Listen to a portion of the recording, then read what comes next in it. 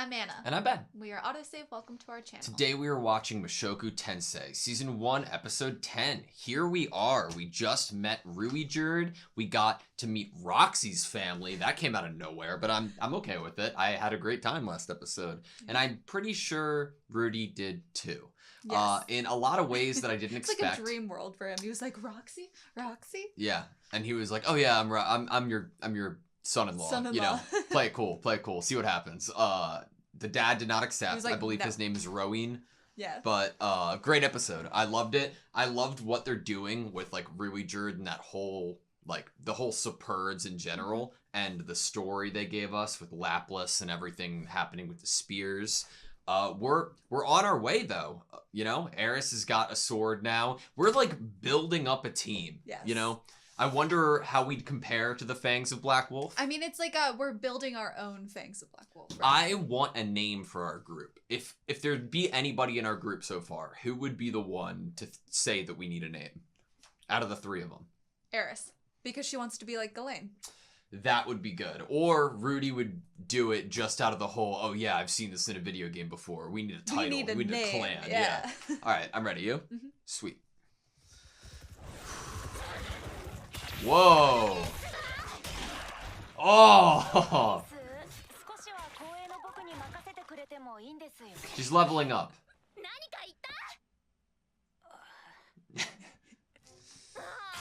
How's it taste?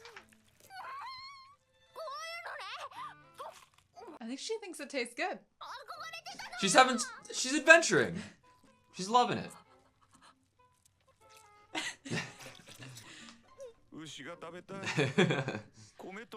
And rice, yeah. Next, we're eating scorpions. Oh, yeah. Whoa. Vast.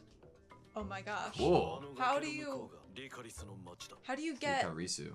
Oh, there's a gate. Okay, I was like, were we like gonna be climbing that? Demons. Dead ends. Excited. Is it like a code name?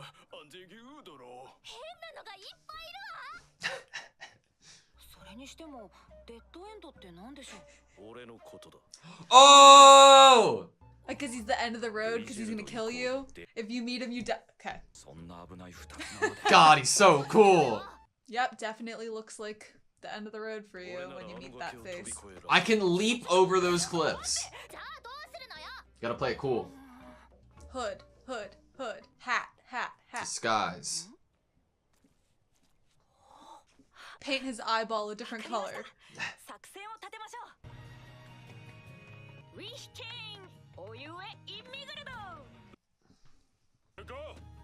It worked. Music's great. Show me him. Show me Dead End. I feel like it's gonna be comically bad. Wow. I love the world. You can see like subtle inspiration from the real world, but what is that? Don't you kind of wish you could play like a video game in this world? Yeah. I'm surprised that doesn't exist. I want to explore every nook and cranny. They should make a video game of this. I think I prefer the Demon Continent. Cute! So cute! I think your grandfather would like it a lot too. Rudy bought it for her. Do you think that's the palace? Like a palace? Oh, what? Adventurers Guild? This is a video game.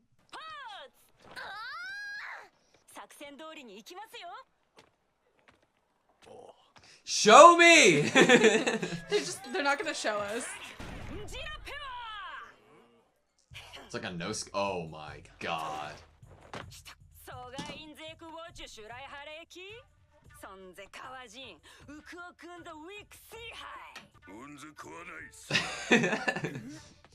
Do you have a cool name? Prepared?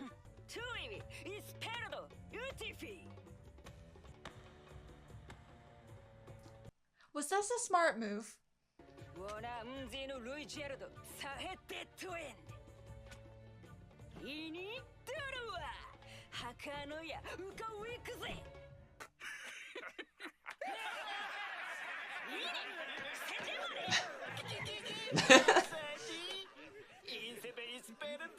Ah, yeah. There's Drake behind you.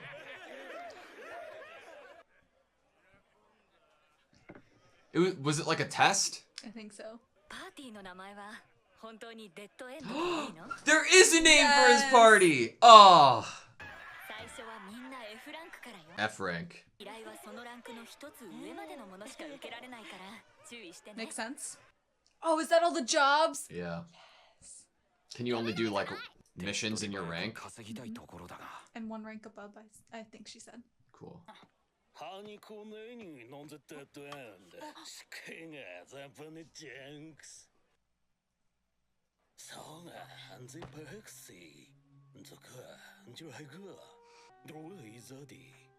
This is like Naruto.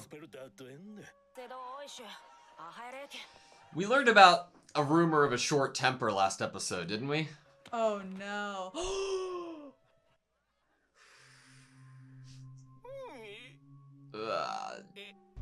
No shit.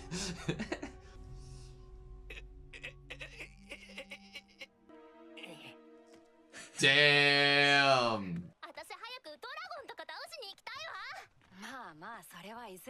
ルイジェルドさんがデッドエンドと名乗っても誰も怖がらず笑いが起きたんですから任せておいてください。今はミグルド族の振りですが一歩一歩地道に良い行いをすればスペルト族の悪名を取り除いていけるはずです。絶対なくさないでくださいね。Oh, I didn't even realize.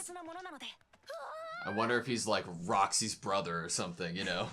That's why he's calling him Big Bro. Brother-in-law, you know? This is probably overwhelming for him. Yeah.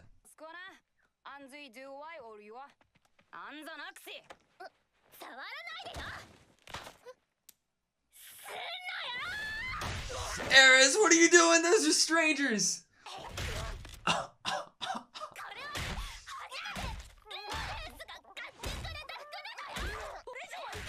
Heal.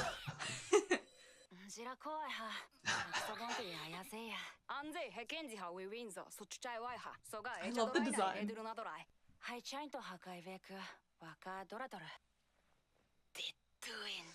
Hell yeah. I love it. Have his permission. What's their name? I love that.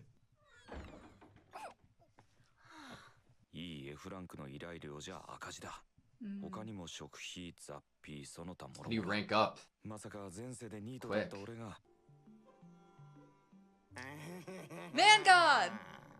Is he like a constant character now? ルイジェルドを頼ったおかげで町までたどり着いただろう。 Yes, what's your next piece of ルイジェル advice? ドならもしあの時俺たちが逃げていても陰ながら守ってくれただろうさ。随分と彼を信頼しているね。 Who gave you that advice? どう動くかは君次第。ごたくはいいから早く。先ほどの子猫探しの依頼を受けなさい。さすればあなたの不安は解消されるでしょう。 The glitching effect was so interesting. 子猫探しじゃ金にならんだろう。 But the owner of the lost kitten might be very thankful. Or the kitten is magic. ねえ、ルーデウス。はい。私たち帰れるのかな。ギレーヌもおじい様も大丈夫よね。きっと大丈夫です。 Love that you can still see Eris a little bit through that. See, if this was Roa, we would have a small irrigation tunnel going through the ground. The kitty was kidnapped for ransom. He was kidnapped.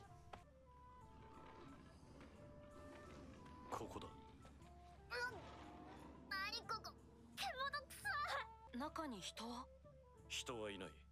生き物はたくさんいるがな。 It's our first, like, cave or dungeon.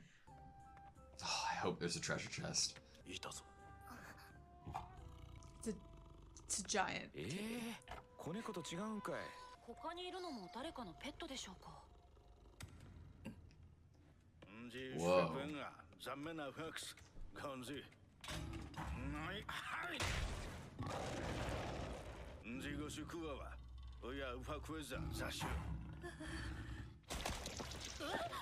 Nice, Rudy. Oh, it's like earthbending. 相手が弱くて助かりました。なんか私たち今仲間っぽかったわね。 Dead そう end. ですね。 Oh. エンザインザシュク。 Oh.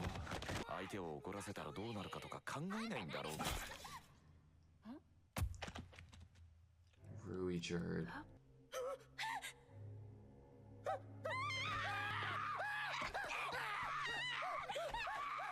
んで殺した？子供を傷つけたからだ。殺しちゃダメだ。それは悪人でもか。誰を殺したかではありません。誰が殺したかです。わからんな。 Wow. なぜだ。俺は正しいことをしたはずだ。あんたそんなんだから嫌われてんのよ。とにかく殺さないでください。僕もルイジェルドさんを怖がりたくはありません。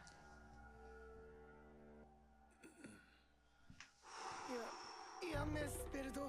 I don't want to be afraid of you. エンザイロは嘘が戦が変然ドライエザビナイワヨセエンザゼビナ。なるほどね。やはり悪党か。ちょっと待ってください。考えろ。考えろ。うくせよくせようくせよ。いがいいぜ。いがいいキュンとは。もらいないガントゥアナドライ。ウィロライハイヨ。ホシャイが。何のつもりだ。こんな悪党とふざけるな。俺はこんな悪党に頼るつもりはない。話しなさいよ。全部私とあんたのためにやってくれてることなのよ。子供を蹴りもした。蹴るぐらい私だってするわよ。あんただって昔は悪いことしてたんじゃないの。任せておけば全部うまくいくんだから。私とルーデウスだけでやっていけるんだから。エリス、その辺にしておいてあげてください。俺はスペルドの戦士だ。必ずお前たちを故郷に連れて行く。はい。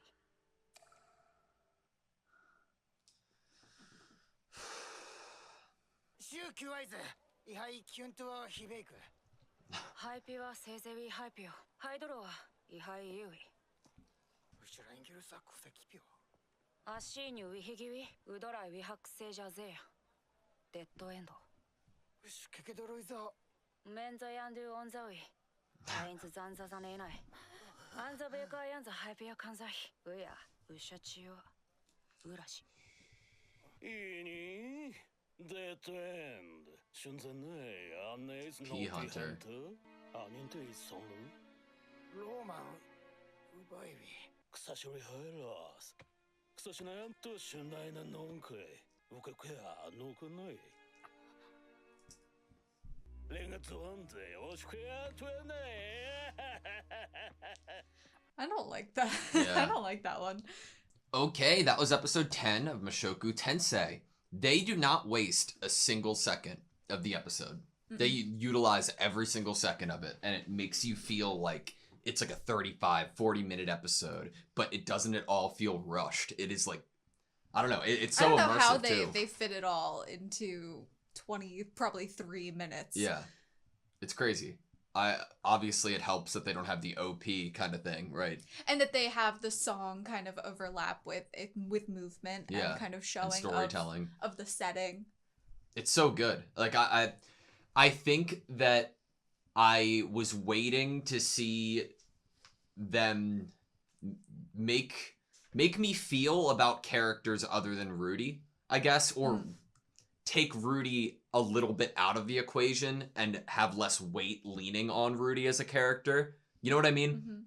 Mm-hmm. In the way that they utilized Eris and Ruby Jerd this episode towards the end. Like, Rudy was obviously very key to that conversation, no doubt, and he, like, that's who Ruby Jerd was grabbing on the shoulder. But seeing such, like, I don't know, the emotions that I felt when Eris was talking, in particular, I'm like, oh, this show has got me. This show has totally got me.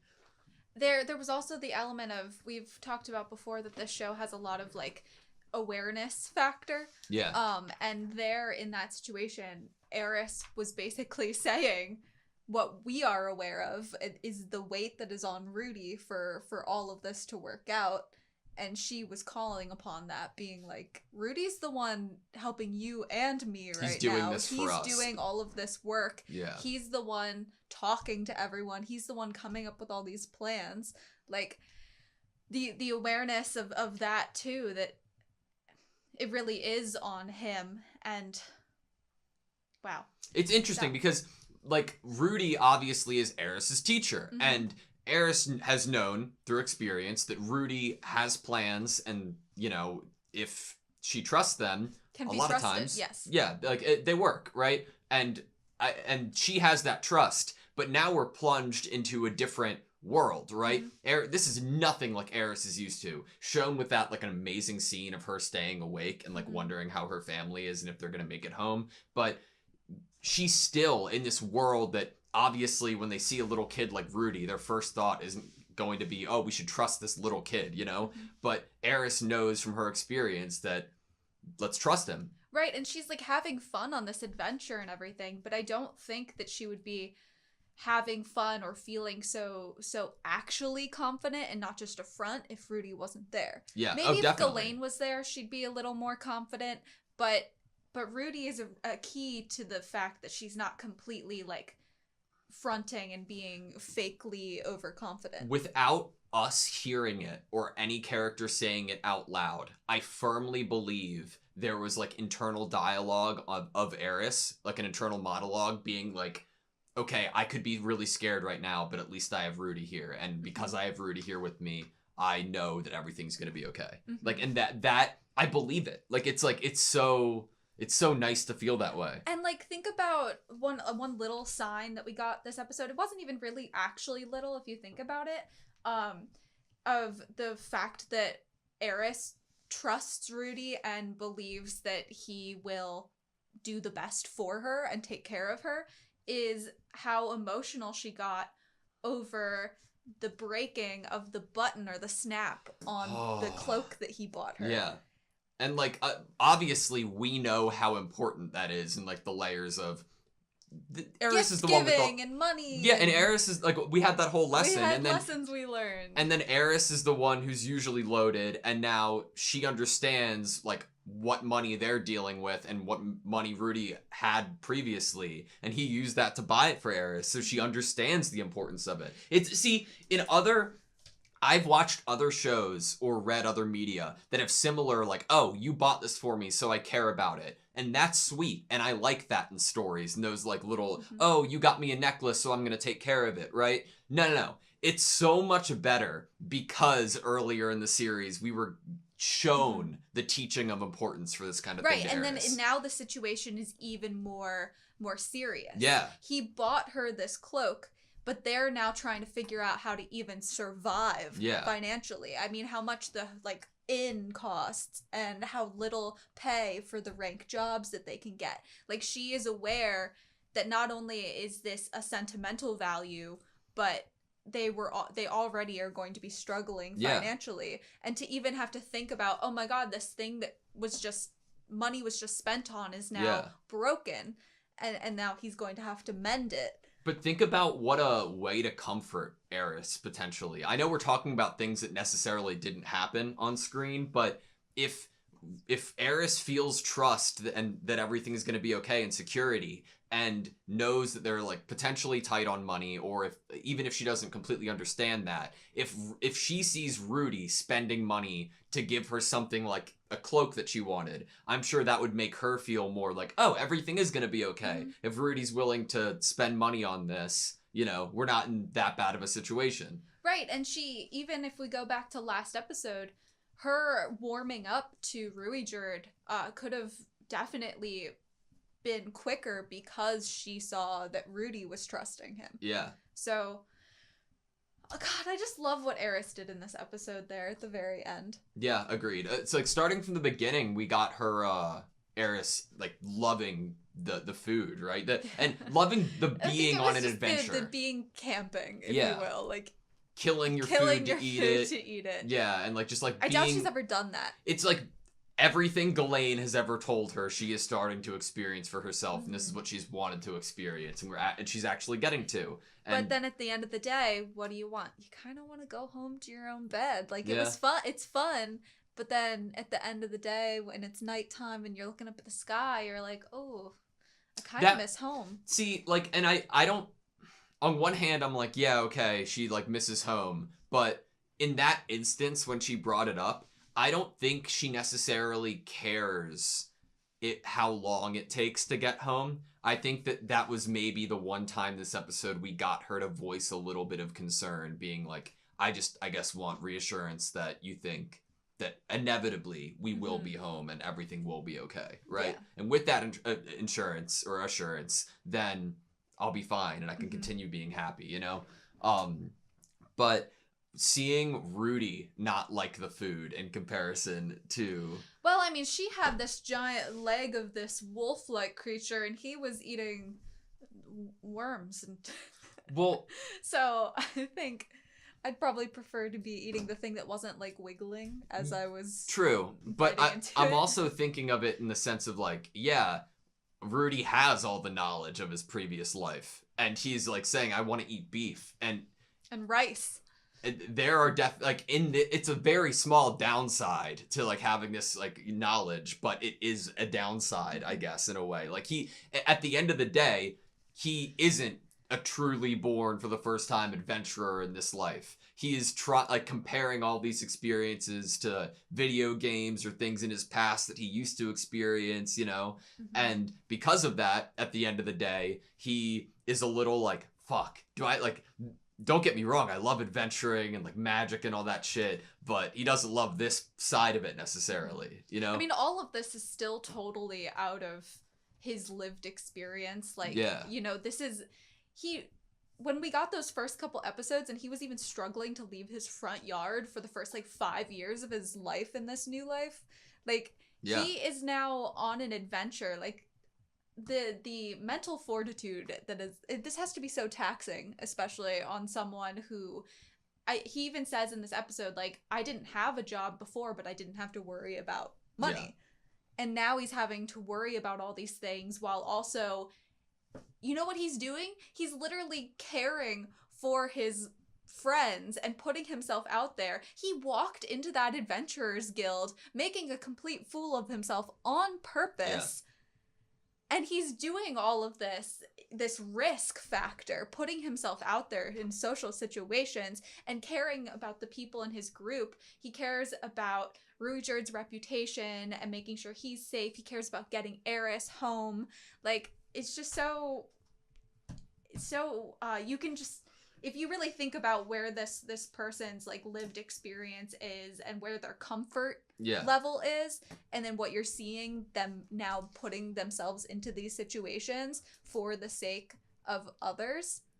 I'm just like, man, people are so complex, and I'm thinking that in the sense that Rudy, I think, is, right? Like, even later in the episode when we see the whole Rudy conversation and Rudy brings up the great line of, I don't want to be afraid of you. I wrote that down. I don't want to be afraid of you, Ruijerd. So, like, this is, like, on me, but, like, during the interaction, like, my mind doubts itself, and I'm like, how much of this is Rudy, like, using his knowledge and manipulation to make sure that, like, to make saying sure it the right way. Yeah, it was weird. It was a roller coaster because while it was happening, I was like, okay, how much of this is, like, before the I don't want to be afraid of you, I was like, okay, is Rudy just trying to talk himself out of this specific situation so Ruijerd doesn't kill any more people or potentially doesn't kill him? But then right after I thought that, Rudy's like, I don't want to be afraid of you, Ruijerd. And I'm like, well, that's a fucking real feeling. See, that's like, you know. This is a great topic that you're bringing up right now with that conversation in mind, because we've talked about it before that we get examples of Rudy, you know, coming up with certain ways to phrase things in order to elicit a certain response or reaction from another person. But I think we've possibly hit on the secret of when those happen is when we get an internal monologue of the older Rudy. Yeah. and we didn't get that. This felt more of a genuine conversation. It did. No, it really did. Yeah. So I'm leaning towards that was genuine, and he said that from the heart. Like, I don't want to be afraid of you. I want to be around you. I want to help you. Like, I care about you. Well, I completely agree, and I completely think that as well. And I'm just addressing the fact that for a second, I like had to weigh the options, right? We have to think about that because we've been introduced to a character that has outside knowledge, 44 plus years of lived experience and playing video games where he manipulates people for them to like him back. It's just like it's for hearing a character like have so many internal monologues and like think about so many things and how they could like benefit from specific situations. It's like we haven't heard him think like what he was going to get out of helping Rui Jerd in the same way that he has thought about other things. And like what comes off is like, oh, Rui Jerd, we want to like help the Superb's reputation, and then him weighing like, oh yeah, killing people wouldn't do that. You know, I'm like, okay, is any of that fake or what? Like, you know, if he's like we were given this advice to help Rui Jerd from Man God, but we haven't even gotten any internal monologue of Rudy being like, why am I doing this again? Oh, because that thing told me in my dreams to do it. Why am I trusting Man God? You know, he's not like doubting it, or even like we're not getting any internal monologue of him being like, I don't want to be doing this, I'm only doing it because I was told that it was the smart move to do. We kind of do. Like, now that I'm thinking about it, it's not necessarily internal monologue, but we get the idea of Rudy talking to Man God being like, do I even have a choice? Like, if is Rudy, like, Rudy has followed Man God's initial advice with Rui Jerd, saw that it benefited him, and he is doing what Man God says right now because he has the trust and assurance that it would further Rudy's life and journey back. It's possible. So but we also get the line right after from Man God that was like, nope, all of this has been your choice. Yeah. Which, I mean, when we think about how Rudy has acted toward Rui Jerd, like when he first woke up basically and met Rui Jerd, you know, that initial how he acted was definitely probably like, oh, I was just told about this. But then from there, it could possibly give off the feeling that he wasn't thinking as much about that anymore, and he genuinely started to, especially after hearing about Rui Jerd's life. I'm like, so it keeps you in this weird place of being like, is he being genuine? Is he trying to gain? Is he just following this advice because he was told that would have the best outcome? Or is there genuine connection or feelings involved here? And they keep us on our toes with that, especially by bringing Rudy out back into his original form,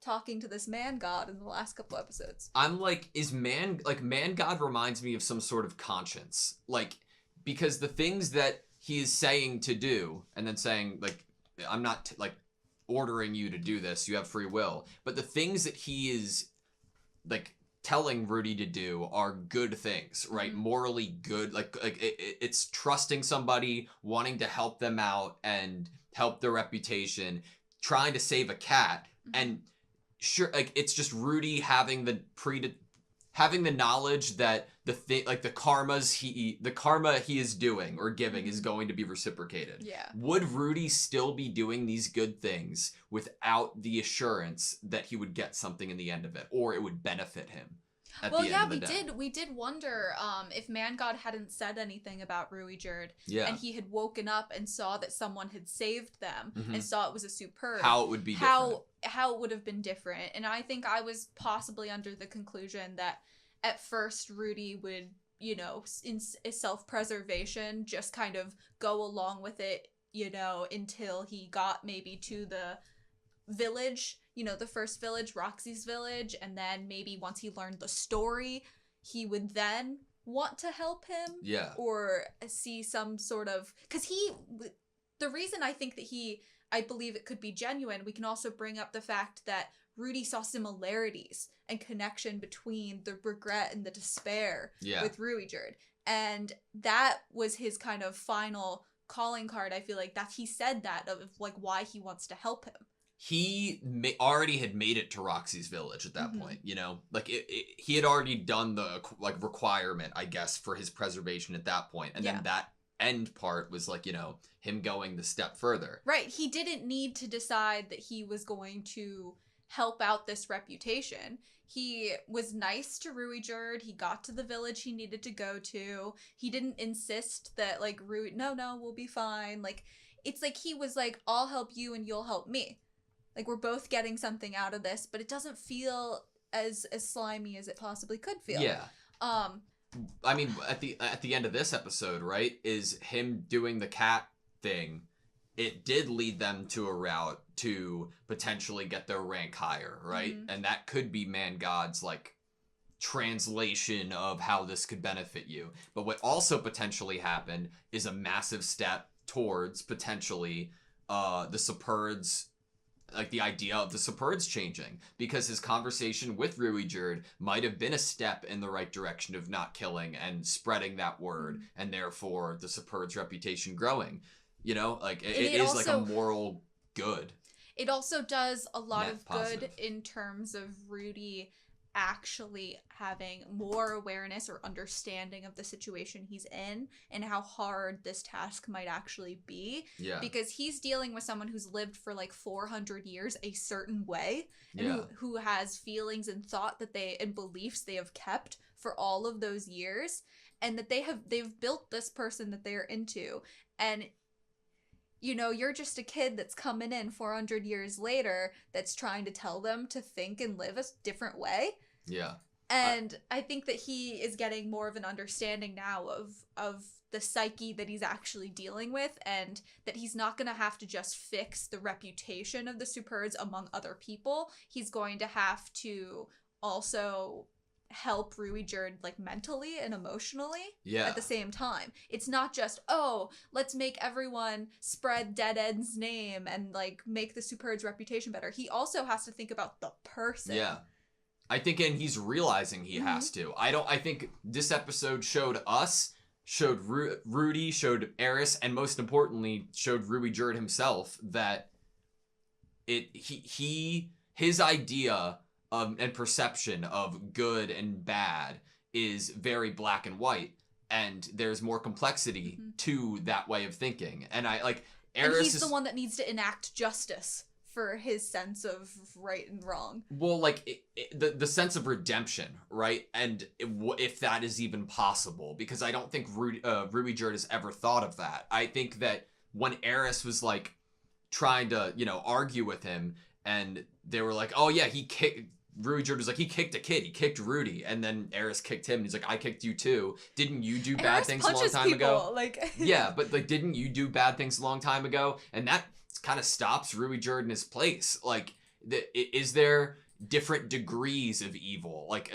I don't know if he's thought about this. Who are you to decide what type of punishment is, like, worth the crime that has been done? Eris is like, they kidnapped animals. You know? Yeah. Murder, kidnapped animals. Like, yeah. And she's showing him that there's a spectrum there. Yeah. And exactly. And I don't think that he's thought about that before. So it's interesting. So I don't know. I'm blown away, because it's like they're delving right into the complexities of how it's not that simple. It's like people aren't just made up of one or two colors, you know? Yeah. And they've showed us that from the beginning with Rudy, but if I'm honest, I didn't expect them to show that with other characters in this, like, magical world, you know? And it's really cool. I'm really happy with the show.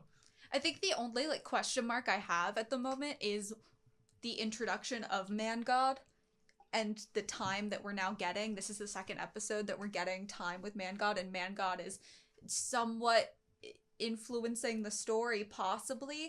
And I think it's more just like, that's not a question mark in my head, but it's just something that's kind of floating in there of, like, why introduce an element, a device like Man God into the story? What is the purpose? Yeah. Is there longevity to this device? Is that a good thing that there is this device that is possibly giving Rudy advice? I think it's a really interesting Why is it there? question. I think that there has to be reason, right? We got the idea of a dragon god who could potentially be better at reincarnation. So maybe it goes down that route. Maybe man god, like maybe each of these gods have people that they can communicate with in this world that have lived previous lives, and they're trying to enact their will through these people in the real world. I don't know. And it complicates the viewer's idea of whatever growth Rudy might be having. I think that's maybe what it's necessary for, is that we left this kind of Rudy back at home with his parents that was purposefully saying things in a fight with his father in order to get a one-up on his father in multiple situations. After that, he acted the same way. And then we kind of got to a point where we're like, oh, we're seeing like this growth of like not necessarily like realizing that he didn't get any bonus points for what he did, or maybe he didn't choose the right thing, things like that. And so possible growth there. And then now we're getting introduced to this device that is now putting us back into this question mark of, okay, when is Rudy using his experience in order to have a little bit more of a hands-on control over the world around him? Yeah. And when is he just living as Rudius Greyrat? I'm conflicted, because like what we have heard about a demon god and what their role is like, what intentions, based off of the actions so far, what intent does the man god have? What's his goal? Like not saying that he needs one, but if he has a goal, what is he why talk now? What is he leading Rudy towards? So if man god possibly is above a timeline and can see past or future, if that is a capability of man god, then I would think that maybe man god told us that he liked watching Rudy. He was enjoying the entertainment value of watching Rudy. Yeah. So maybe he thinks that sending Rudy down a certain path will be the most entertaining of paths. Yeah. For this character. So maybe that's why he's getting involved. So do you think that man god decided to communicate now because he saw a potential route that would be more entertaining, or more like or a route that would not leave Rudy dead, but like a route to get back to, like, I don't know. We could see maybe it was to send him down a route that was more entertaining, or maybe a route that was more fulfilling. Maybe, but why? Like, so the facts of the matter is that we've never heard of man god before Rudy woke up or Rudy was in the demon world, right? Is that what it's called? Why? Could he not contact Rudy or converse with him until then? I don't know. I think you said something about consciousness before. Yeah. Like, we could also go down the route that Rudy, his 44-year-old self that appears in front of man god, it's 40-something-year-old self. Yeah. Maybe, I feel like that's how he envisions himself. His true self is how he appears there. And it could be possible that he created this other self to help him do things that are right, where he feels like he's being told to do it instead of him growing and being better. So that he still, because he's keeping himself and viewing himself still. That's the possible route, is that he is keeping himself and still viewing himself a certain way. Yeah. And so he has to create some other entity in order to convince himself to do something good. Yeah. Or selfless. My experience in fiction is like, oh, man god's gonna guide them to somehow release him, and he's evil the or true something. I don't know. villain. You know, I have no idea what they're gonna do. Did you see how Eris is holding her sword, like where she's storing it when they're like walking or whatever? Oh no, I didn't notice. I'm gonna see if I can pull it up. It's like behind her back, like, and like it goes that way, like sitting across her back. Oh. It's really cool. I don't know. I thought that was neat. It's usually, you know how it's usually like over the shoulder and stuff, but when they were actually out in action, that's how it was. And then when they were in the city, they had to like tie up the blade portions of them. That was really cool.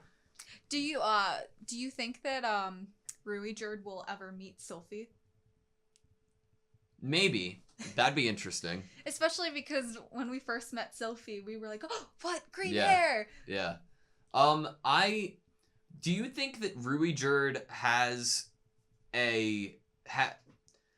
is protective of these specific children, and he doesn't realize that emotion is different than his protectiveness of just children in general? Like, do you think that if any kid was kicked by this one dude, that Ruijerd would answer it with immediate death? Because I do on that hand. I think at the moment I would say yes. But I also feel like there's little like inklings of his protectiveness of Rudy and, you know, Eris and wanting the best for them. I feel like it's possible that since we're getting comparison that Rudy is drawing between himself and Ruijerd from last episode, that I could see a route where he is not letting himself actually get connected to them, and that he sees himself more as a object to get them home safely and not as someone to have personal relationship with them. And we know from being in the village before in Roxy's hometown that this isn't the first time he has focused his efforts on saving and protecting children. Yeah. So maybe not yet. Maybe this is the start of something new. You know, is that conversation? Maybe that's what it is. It's a moment for Rudy to realize that this is not just helping the Super's reputation, but you can't just fix the reputation and then let Ruijerd run wild, because he might ruin the reputation again, you know? So you need to work on him and the reputation.